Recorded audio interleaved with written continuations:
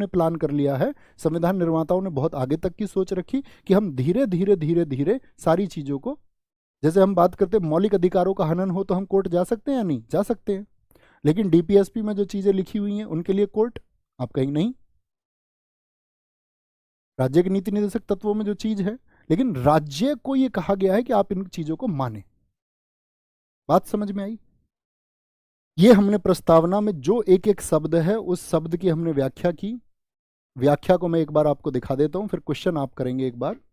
कुंजी गजेंद्र गडकर ने, स्पष्ट हैं सारी चीजें, ये तो स्टेटमेंट मैंने रिवाइज भी कर दिए थे। प्रस्तावना में 4 बातें, शक्ति का स्रोत भारत के लोग, with the people of India. शासन का स्वरूप में 4 बिंदु हम पे हमने बात करी, हम संपूर्ण प्रभुत्व संपन्न, समाजवादी, पंथ निरपेक्ष और लोकतंत्रात्मक गणराज्य हैं। ठीक है, समाजवाद कैसा होता है ये मैंने आपको बताया। भारत में कैसा समाजवाद है, तो भैया लोकतांत्रिक समाजवाद है, डेमोक्रेटिक सोशलिज्म है इंडिया में, डेमोक्रेटिक सोशलिज्म पूछे जाते हैं सब प्रश्न। पंथ निरपेक्ष हमने बोला कि राज्य कोई विशेष धर्म नहीं। लोकतंत्रात्मक गणराज्य में हमने लोकतंत्र को समझा 2 तरह का, प्रत्यक्ष और अप्रत्यक्ष। यहाँ जनता सीधे नियंत्रण, भारत में अप्रत्यक्ष होता है। अप्रत्यक्ष में भी कौन से होते हैं, एक संसदीय लोकतंत्र होता है, एक अध्यक्षात्मक। संसदीय में क्या होता है, कार्यपालिका और विधायिका के जो सदस्य हैं इनके बीच में एक जुड़ाव होता है, यानी ये दोनों आपस में जुड़ी हुई रहती हैं। ये दोनों क्या बताया था मैंने आपको, आपस में जुड़ी हुई रहती हैं। ठीक है, ये दोनों आपस में जुड़ी हुई रहती हैं, ये बात याद रखेंगे। ओके, अच्छा उदाहरण भारत है, भारत में किस प्रकार का लोकतंत्र है, संसदीय लोकतंत्र है, संसदात्मक लोकतंत्र। संविधान के स्वरूप में 3 न्याय की बात की हमने। 3 न्याय के बाद में हमने 5 स्वतंत्रताएं कौन कौन सी होंगी ये बात की। समता हमने 2 होंगी, 2 समता में हमने भी बोला समान परिस्थिति होने पर समान व्यवहार। भेदभाव क्यों होता है ये भी बात मैंने आपको बताई। बंधुत्व में व्यक्ति की गरिमा और देश की एकता अखंडता की बात हमने की। अधिनियमन की तिथि 26 नवंबर 1949। और प्रस्तावना में संशोधन या अंग होगा तो किया जा सकता है और अंग नहीं है तो नहीं किया जा सकता, क्योंकि संविधान में संशोधन की बात की गई है 368 में। अब तो अंग नहीं माना तो संशोधन नहीं हो सकता। बेरूबरी केस में अंग मान लिया है, केशवानंद भारती केस में, ठीक है, ऐसे याद रखना केशव हमारे अंगों में समाये हुए हैं, तो अंग किससे माना था, केशवानंद भारती केस से, केशव अर्थात कृष्ण जी। ठीक है, तो संशोधन हो सकता है लेकिन मूल ढांचा नहीं बदलना चाहिए। क्या बोलेंगे, जैसे ही ये मिला तो एक बार संशोधन हुआ है। कितनी बार हुआ है संशोधन, सिर्फ एक बार। पूछा जाता है प्रस्तावना में संशोधन कितनी बार हुआ, सिर्फ एक बार। 3 शब्द जोड़े गए। प्रस्तावना में जो साथी बात की गई है जिन मूल्यों की, अगर वो लागू नहीं हो रहे हैं तो कोर्ट जा सकते हैं क्या, नहीं, प्रवर्तनीय नहीं है। ओके, अब आ जाओ प्रश्नों की संख्या का उत्तर दे दीजिए फटाफट, 2 मिनट होंगे, फिर मेरी 3 बजे से एक क्लास और है, निरंतर खड़े ही रहना है हमें तो। ठीक है, भारतीय संविधान की प्रस्तावना को किसने भारतीय संविधान की राजनीतिक कुंडली कहा था। कुंडली बनाते भैया मुंशी जी, मुंशी जी। हमारी प्रस्तावना में निम्नलिखित में से कौन से शब्द का अर्थ यह है कि व्यवहार में हम एक ही परिवार के सदस्य हैं। एकता का भाव किससे आता है, न्याय से नहीं भैया, बंधुत्व। हम और आप एक हैं, एक ही परिवार के सदस्य, ये क्या हमारा भाईचारा है, बंधुत्व है हमारा।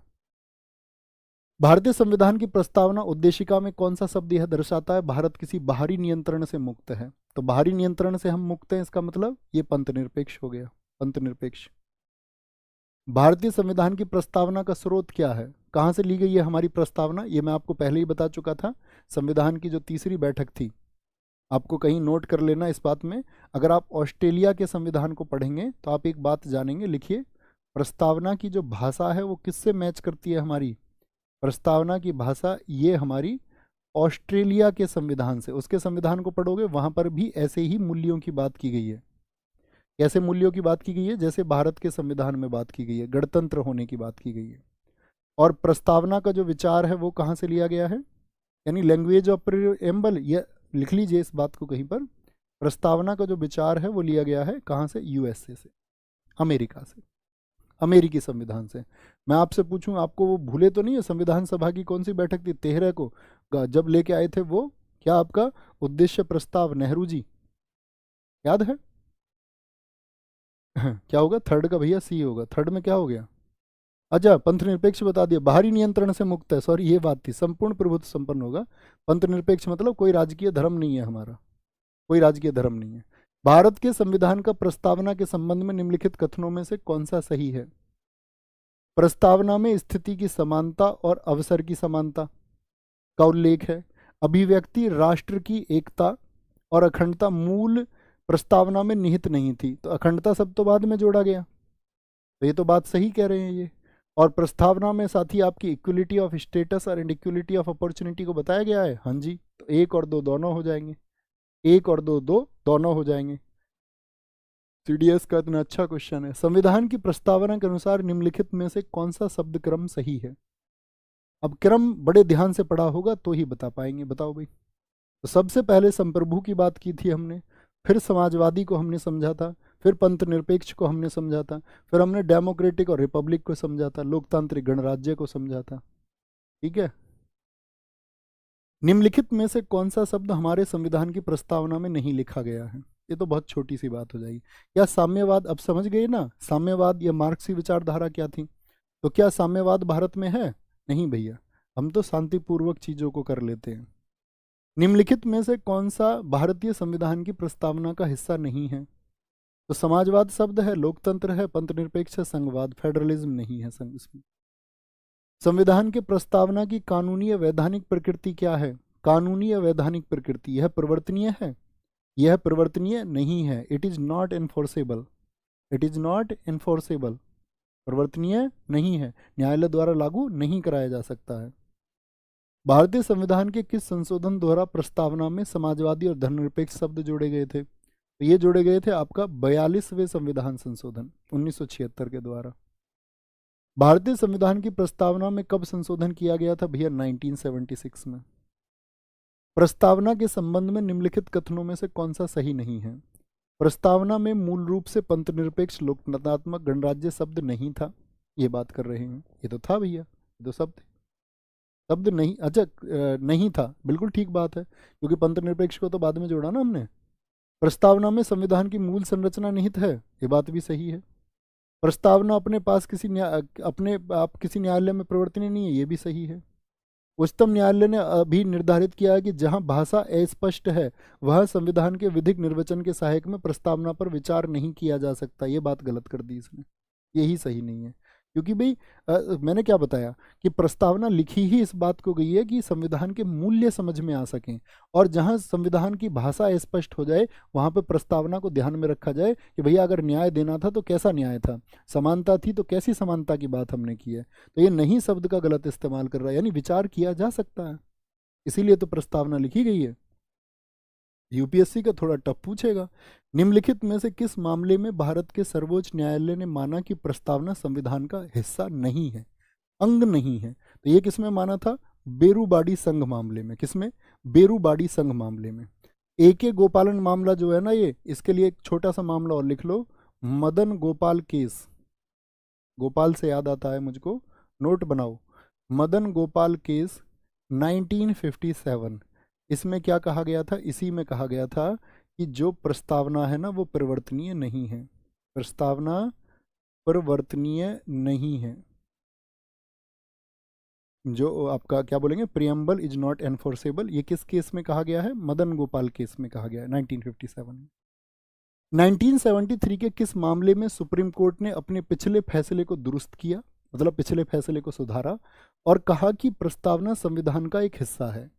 बताएंगे जी, किसमें कहा प्रस्तावना संविधान का एक हिस्सा है? केशवानंद भारती बनाम केरल राज्य में।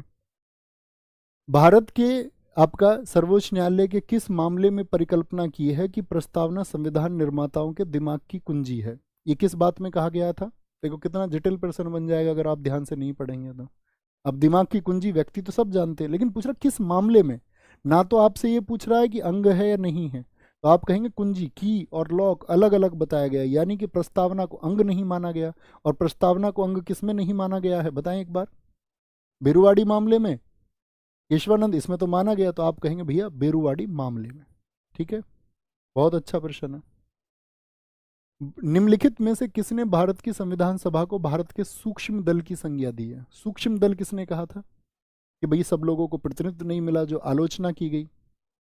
ग्रैनविल ऑस्टिन ने। किसने? ऑस्टिन ने कहा था। ठीक है, 1832 में समाजवाद शब्द पहली बार, ये अच्छा प्रश्न है, ये मेरे आपके लिए इसलिए लेके आया क्योंकि इसका जर्नल हमारे सिलेबस से कोई मतलब नहीं होता, लेकिन जो समाजवाद शब्द है पहली बार एक फ्रांसीसी पत्रिका में छपा था और उस फ्रांसीसी पत्रिका का नाम था ले ग्लोब, इसको भी याद रखेंगे।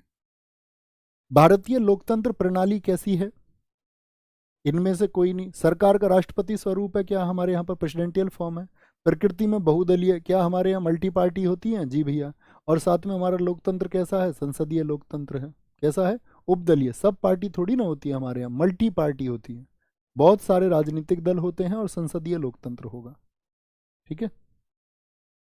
भारतीय संविधान के न्याय के आदर्श किस देश से उधार लिए गए हैं? न्याय के आदर्श, जो न्याय की बात थी, तो रूसी की क्रांति से लिया था, तो बोलेंगे यूएसएसआर, हालांकि उसके बाद बना था।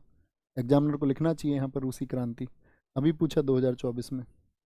निम्नलिखित में से किसे पंडित ठाकुरदास भार्गव के अनुसार संविधान की आत्मा माना गया है? तो ठाकुरदास भार्गव ने किसको संविधान की आत्मा माना है? प्रस्तावना को। प्रस्तावना को। प्रसिद्ध पुस्तक वी द पीपल किसने लिखी है? नाना पालकीवाला, जो एक एडवोकेट थे, जिन्होंने संविधान सभा का परिचय पत्र कहा प्रस्तावना को। प्रसिद्ध प्रख्यात न्यायविद और संविधान विशेषज्ञ ने भारतीय संविधान की प्रस्तावना को संविधान का परिचय पत्र कहा है। ये आपका होमवर्क है। ये आपका होमवर्क है। उम्मीद करूंगा कक्षा में हमारी जो ऊर्जा या हमने जो ध्यान दिया होगा, आज के बाद आप भारत के सिर्फ प्रस्तावना आपने नहीं पढ़ी, भारत के संविधान के क्या मूल्य हैं उन सबको आपने समझा है और बहुत विस्तार से समझा है। लिखना ना भूलें कक्षा आपको कैसी लगी, और